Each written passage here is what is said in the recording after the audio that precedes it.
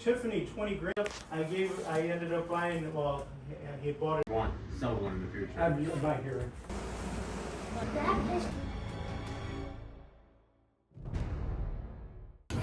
Mahalo, everybody. So we're in Lake George Village, just on vacation. Come up here every year with the family, and there's this little hole in the wall military museum called the Patriot Museum, and it's insane.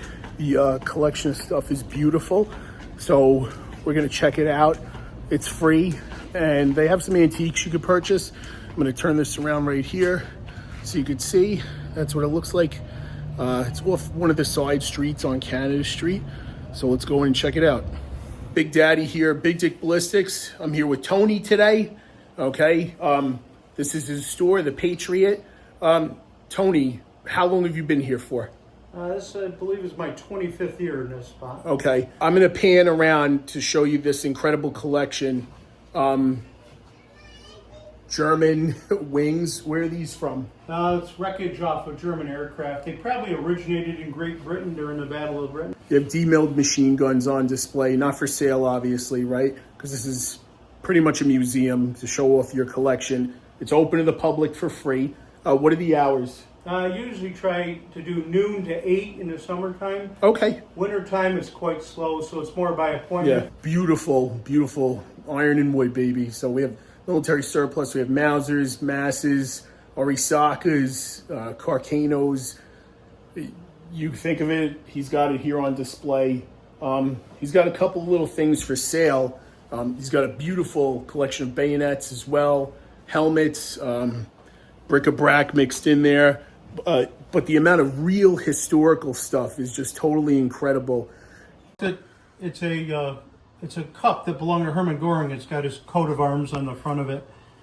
Göring was a very wealthy family person anyway, and he also looted all kinds of stuff like all the Germans, and he thought he would hide all his wealth on a train before the Americans or anybody got there. And of course, the paratroopers found it, 101st Airborne.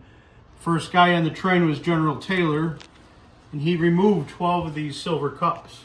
Oh my goodness. And he had them engraved on the back. It says Göring's Goblet in English. And he gave one to each of his regimental commanders. This one was given to Colonel Elkins. He was the 101st Airborne's artillery commander. This Got is a incredible. Star at Bastogne, basically. Wow. I don't know that there's more than maybe 2 or 3 of these left in the world because they're actual silver. A lot of them probably have been melted. It's also possible they were destroyed in the war. It's hard to say. Incredible. So awesome. That's, it's kind of a unique proof that we won, basically. Yep, definitely. All right, let's move on. Let's see what else is here. If you're going to shoot a vampire, you want your bullet to work. Yeah. You That's really cool. And this is from the 1830s. Yeah, I don't think there's very many. I've only been able to locate one other original one. It was sold in an auction in London in 2017. So, and no two are identical. Like this one has a silver handled dagger, but it's got Latin on the blade, Ventor Diabli. It translates like devil hunter, roughly. Mm-hmm. This is a big Haudab pistol, single shot, obviously pin fire. This Bible is in German. The remnants of a German flag off a German U-boat.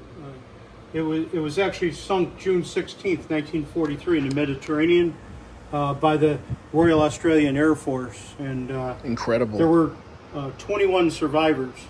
One of the survivors goodness. managed to recover this flag from the ship before it went down. And of course, he ended up in a British POW camp.